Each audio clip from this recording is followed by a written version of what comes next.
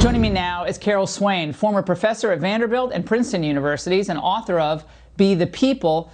Carol, folks we see amassing on the streets of cities across the country tonight, they're learning this behavior and this social justice warrior game. Your thoughts tonight? Yes, I remember a few years ago at the universities, they were teaching courses on protests, and that puzzled me because we think about the 1960s, there were many protests, but they actually geared up for this moment that's taking place today in America. And what's really troubling is that the Biden administration, they want to fund history and activism so that young people in the K through 12 category would become activists.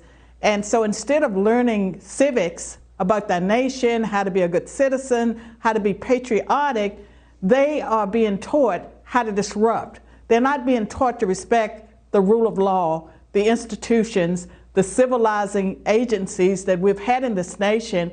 They are just being taught to disrupt.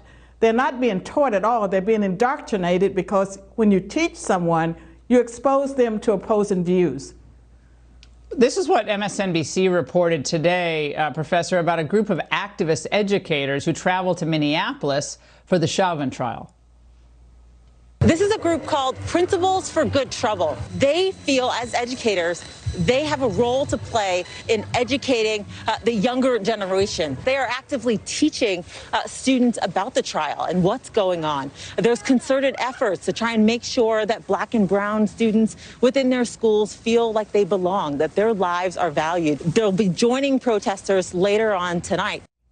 Carol, these educators, they're literally just agitators at this point.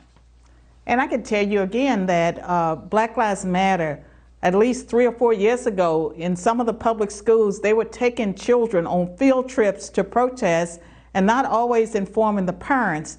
And so education is not taking place in America. And many of our most elite colleges and universities, they're only centers of indoctrination, and the wild ideas that they are pushing, they're taking it now to the K through 12, and it's very important for parents to push back. And when it comes to critical race theory, we all have a stake in ending racism. It is a racist theory, and I think that racial and ethnic minorities need to join hands with white Americans the same way we joined hands during the civil rights movement to push back and end what's taking place.